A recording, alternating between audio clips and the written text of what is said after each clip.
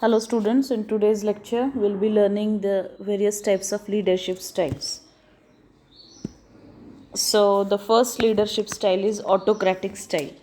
Now this is a kind of a style where leader centralizes his decision making power within himself. He wants to do all the things himself all alone, and he thinks that I am being appointed as a leader, as the head of that department, being manager, it is my duty to take the decisions, so why should I ask for the opinion of my subordinates? And therefore he never participate his subordinates in decision making process. He never delegates the authority to his subordinates. Also, he never thinks it essential to explain his subordinates the purpose of orders given to them. That means why orders are given. He forces his subordinates to obey his orders because he thinks that being a leader, I am supposed to give orders to my subordinates, and the role of subordinates is just to obey my orders. That's that kind of thinking he is having. Then such kind of a leader makes all the decisions himself and have the tendency to hide information from subordinates. He will just take the decision and inform the subordinates about what the decision is taken, because the decision is to be implemented by the subordinates, and any information regarding that decision he will never furnish it to his subordinates. Then he rewards his followers by giving them increments in the wages.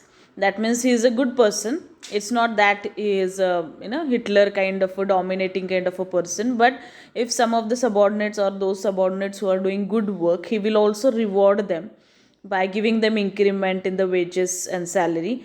And also, if you don't perform good work or you don't perform properly as per his instructions, then of course he punishes them by imposing the penalties. Okay, so you can call him as a very disciplined, strict kind of a personality. But if you think about those people working under such type of leader, of course they feel harassed and disturbed while working with such kind of a leader. So autocratic leader is a person who believes in centralized decision making. त्याचं असं मत असतं की मी leader आहे तर मीच decision घेतले पाहिजेत. सबऑर्डिनेटला तो कुठल्याही पद्धतीने डिसिजन मेकिंग प्रोसेसमध्ये इन्व्हॉल्व करून घेत नाही. पण असं जरी असलं तरीसुद्धा तो काय एक वाईट माणूस आहे असं म्हणू शकत नाही आपण, कारण की चांगलं काम करणाऱ्यांना तो त्याचा चांगल्याचा मोबदलासुद्धा देतो. तो मोबदला तो इन्क्रीमेंट इन वेजेसच्या स्वरूपात असेल किंवा शाबासकी असेल, प्रेजवर्दी वर्ड्स असतील, या स्वरूपात देतो. जे चांगलं काम करत नाहीत त्यांना तो पनिशमेंट पण देतो. सो अशा व्यक्तीला आपण एक चांगला स्ट्रिक्ट डिसिप्लिन्ड व्यक्ती म्हणून म्हणू शकतो. अशा टाईपचा हा ऑटोक्रॅटिक स्टाईल असते. Now we are going to see what are the advantages of this style. First one is this style is very useful when subordinates are new on job and they do not have any experience, right. So जे नवीन नोकरीला लागलेले असतात, ज्यांना काहीच experience नसतो, ते definitely blindly they just follow the instructions of the leader, right? So this style is suitable for newcomers, we can say.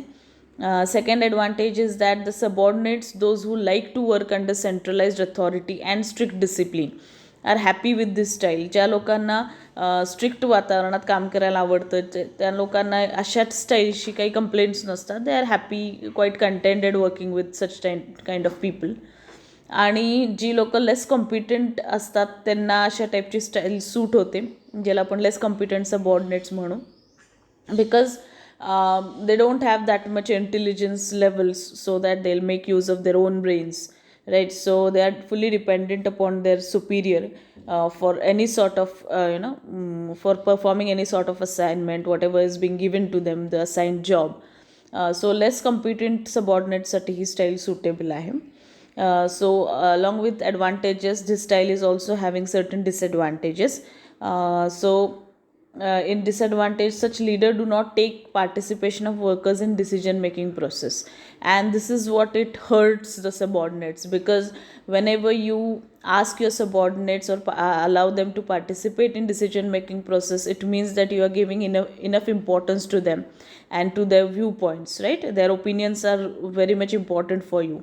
This kind of feeling gets developed among the subordinates. But as this leader doesn't believe in participation workers in decision making process, it definitely hurts the subordinates. That is the first disadvantage. Then second disadvantage is that this style takes away workers' freedom. So workers do not develop any sense of attachment towards their organization. Okay, so everything is done by the leader. Workers have no any kind of liberty or freedom to do their work on their own, and therefore they feel harassed working under such type of a leader, because as there is no any kind of freedom, freedom of expression or freedom of doing their work in their own manner, own way, and therefore they don't feel any kind of attachment towards organization. Attachment is belongingness, this is my organization, माझी company आहे, माझ्या कंपनीसाठी काहीतरी चांगलं करावं, ही attachment develop होत नाही त्यांच्यामध्ये. Okay, and what happens because of this? As the workers are discontented or less happy, it leads to low morale and poor productivity. So low morale म्हणजे काय तर the attitude of workers towards organization becomes negative आणि त्यांची productivity decline होते. Okay, because शेवटी everything depends upon your psychological condition. तुम्ही मनाने आनंदी असाल तर आपण कामामध्ये पण आनंदाने काम करत असतो, right? So this doesn't happen in case of those people who are working under such type of leader. Okay, and last disadvantage is that autocratic style is not suitable when workforce is trained. म्हणजे तुमचे subordinate जर खूप trend असतील तर त्यांना ही style suitable नाही आहे, कारण ट्रेंड लोकांना दुसऱ्याच्या म्हणण्यानुसार चालणं अवघड जातं, कारण ते themselves are very trained in their work. So it becomes difficult for such people to work under such autocratic leader, and therefore in advantage we said that those people who are newcomers, they can easily get adjusted with such style, but those who are very trained and experienced people, it becomes rather difficult for these people to work under such autocratic leader. Okay, then moving towards the second style is participative or democratic style.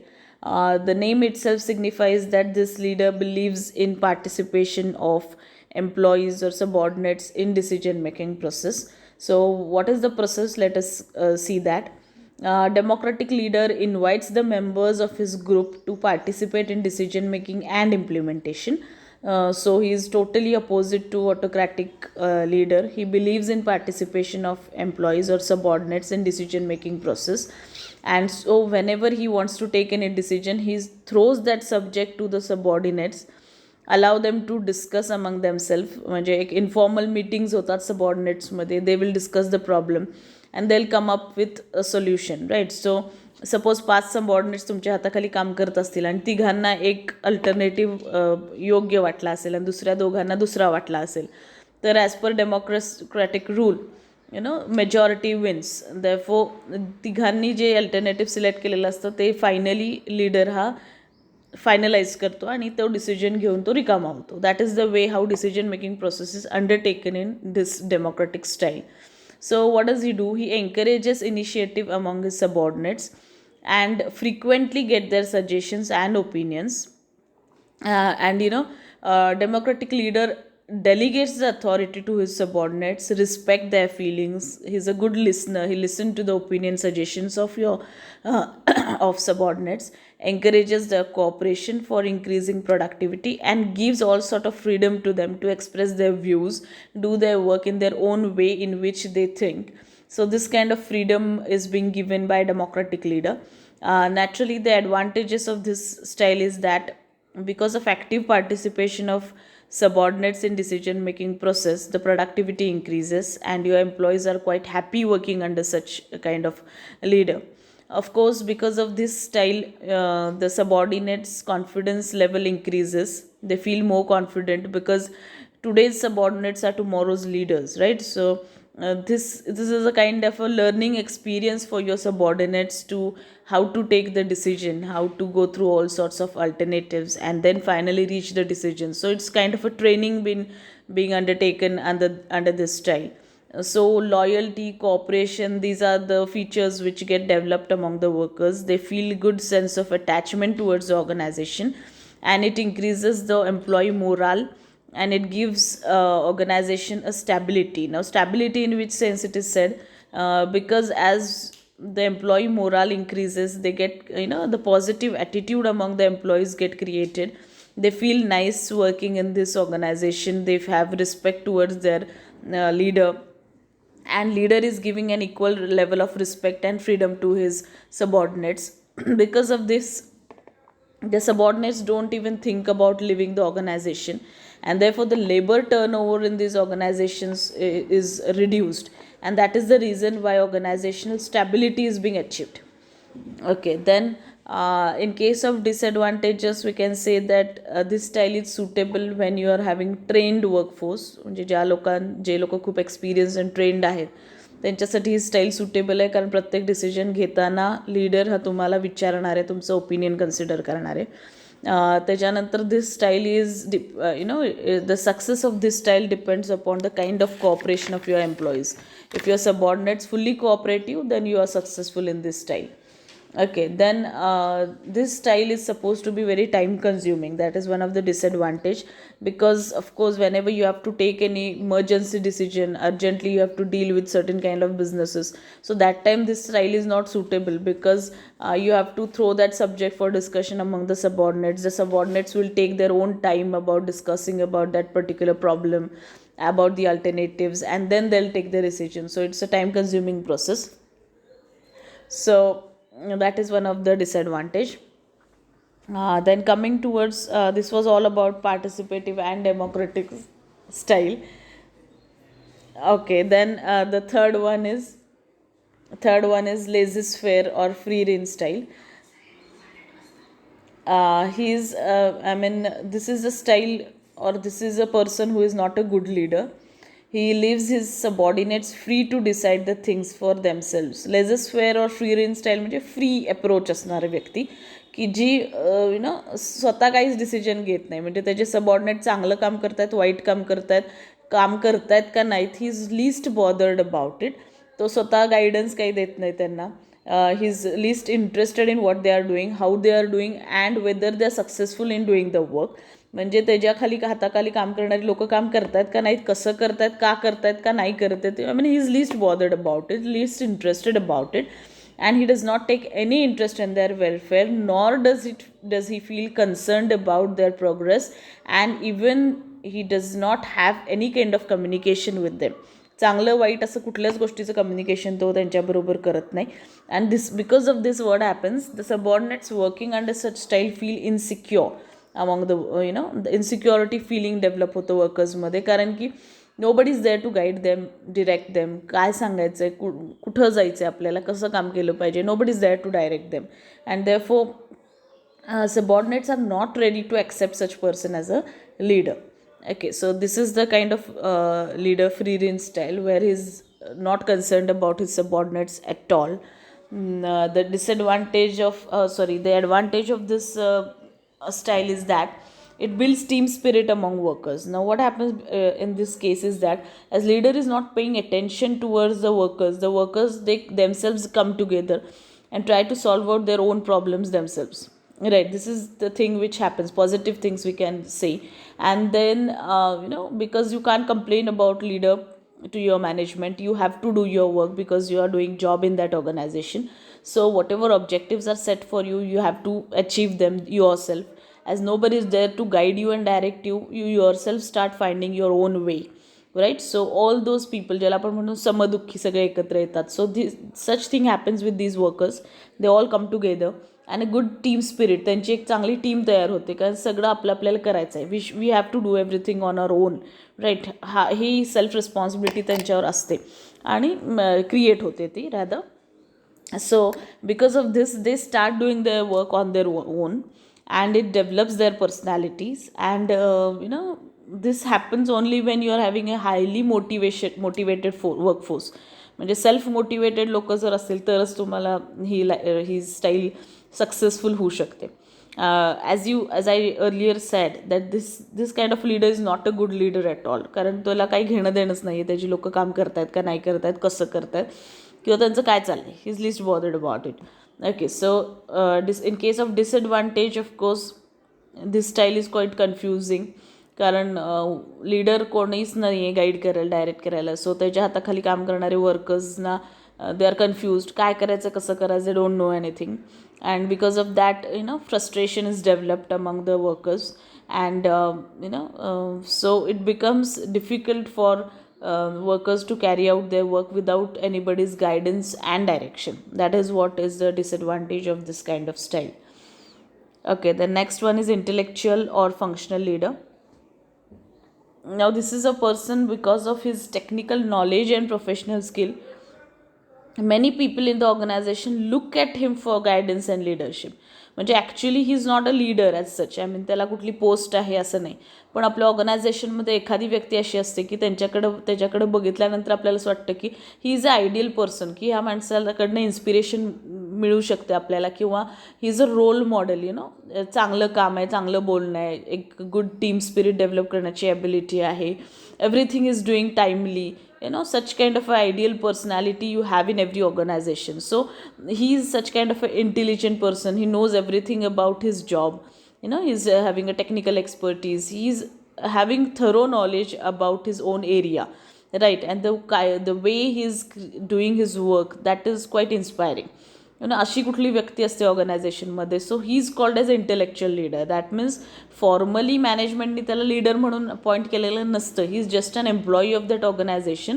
But त्याचं काम इतकं छान असतं, त्याचं कामाच्यामुळे किंवा त्याच्या professional स्किल्समुळे, technical नॉलेजमुळे बाकीची लोकं जी आहेत काम करणारी, ती त्या व्यक्तीकडं गायडन्ससाठी आणि एक मोटिवेशनल पर्सनॅलिटी म्हणून त्याच्याकडे बघत असतात. That kind of person is called as intellectual or functional leader. Okay, then next one is institutional leader.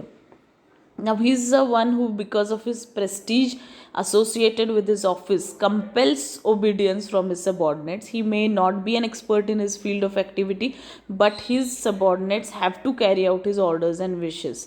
म्हणजे अशी व्यक्ती की जी लीडर म्हणून अपॉइंट केलेली आहे, त्या लीडरला he doesn't have any knowledge, subject knowledge, technical skills पण काही नाही. म्हणजे फॉर एक्झाम्पल बॉसचा भाऊ असेल, बॉसचा मुलगा असेल, तर त्यामुळं काय होतं की prestige associated with his office, आणि MD म्हणून त्याला अपॉइंट केलेलं असेल. ओके, आणि you very well knows as a subordinate की या व्यक्तीला फारसं काही नॉलेज नाही आहे त्याच्या ह्याच्यातलं. But even though, because he is being appointed as MD of that particular company, you have to follow his orders and you have to give that much respect to that particular person. That is called as an institutional leader. Okay, and you have to follow his orders and wishes very obediently. And next type of leadership is paternalistic leader.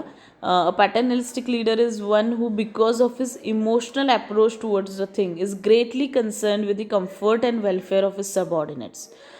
The thought of providing protection to his subordinates is uppermost in his mind.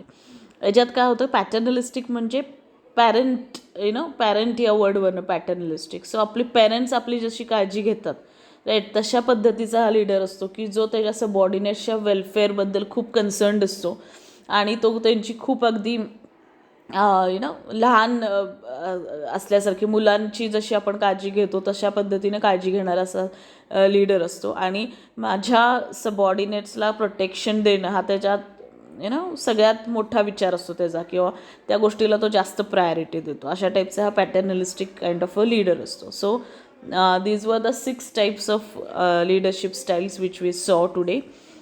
So with this we'll end with today's lecture. Thank you.